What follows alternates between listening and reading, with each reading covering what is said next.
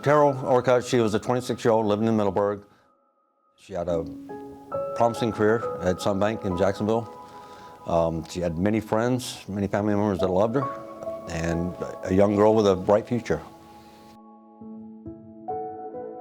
What happened to her was horrific, horrible. I'm Detective Holmes with the Clay County Sheriff's Department. I've been with the agency for a little bit over 10 years. I've been in investigations for a little bit over 5 years. I took over Teryl Orcutt's case back in September of 2024. On January 21st, 1990, at approximately 5 o'clock in the morning, a local resident was passing the area of 4600 block of County Road 218 when he observed a vehicle parked on the side of the road with the headlights on. He was continuing to a local Jiffy store, and on his way home, he saw the vehicle still parked on the side of the road. He stopped to check on the vehicle to make sure that nobody needed help. As he approached the 1989 red Ford Thunderbird, he noticed that nobody was in the vehicle. The vehicle was running, the headlights were on, all doors were shut, and the window was down. He shouted out if anybody was in the area, did not get a response. He located a purse on the passenger seat. He went back up to the Jiffy store and called 911. Deputies responded to the scene, and they were able to identify the registered owner of it, which was Teryl's mother. They did an immediate search around the area, didn't locate her or anybody around the car, but they did locate some glasses that were later identified to be her glasses out in front of the car, broken up. So at that moment in time, Clay County wrote up a missing person with suspicious circumstances, and a massive search started happening around that area to try to locate Teryl Orcutt. At the car scene, there were some residents that lived close by to where the car was found, and they heard tires squealing, and they also heard what they said as a female saying, "I didn't do it, I didn't do anything."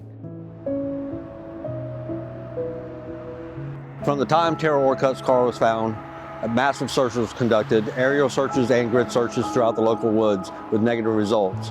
On January 28th, two teenagers were riding their four-wheelers down South Lee Drive and located a body 15 feet in the woodlines, which was later identified as Teryl Orcutt by dental records.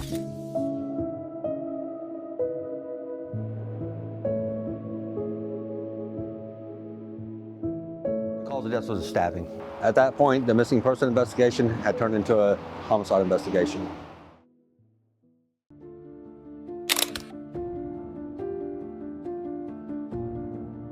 When I took over the case, I just took the original missing person report and the ME report and the FDLE reports of the crime scene and kind of tried to build a profile of possible suspects. The next step would be, okay, let's go ahead and break the case file down and reorganize the case file.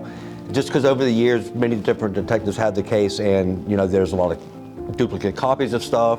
At that point, we built a team, crime analyst and a crime scene tech, to come in, and we just went through the whole case file, opened it up, removed all copies of everything, and then laid everything out from the evidence and the crime scenes and the photos, and then it got it all organized in binders, and then that way we're able to go line by line items of what has been done to the case, what hasn't been done, and is there anything left that can be done with the case.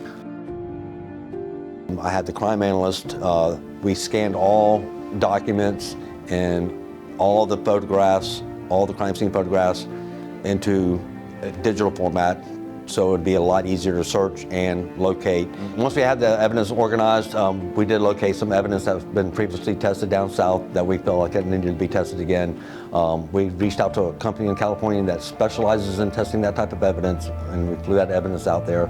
Unfortunately, it did not advance the case, but it was not going to stop us from moving forward to help solve Teryl Orcutt's homicide. So after California, next step was to gather our thoughts and get the team back together and see what we thought would be the best thing to do to move the case forward. We flew up to Virginia. We're working with a specialized DNA lab that's been involved in the case for several years. They're working with some DNA and testing it with the latest forensic technology. We're waiting on results and are hopeful that it will narrow down a potential suspect. We're also pursuing other avenues to continue advancing the case. You put your heart and soul in these cases. I mean, you want to get some closure to the family. hours and hours of work of digging through, coming up with new solutions. Anything is helpful. I mean, we're working on a 100,000 piece puzzle, and one piece always helps solve that crime or solve that puzzle. The case has never been forgotten. It's been worked on years and years and years. It's very important that we keep this in the forefront of everybody out there, and make sure the family also knows that we're working hard on the case and trying to solve the case.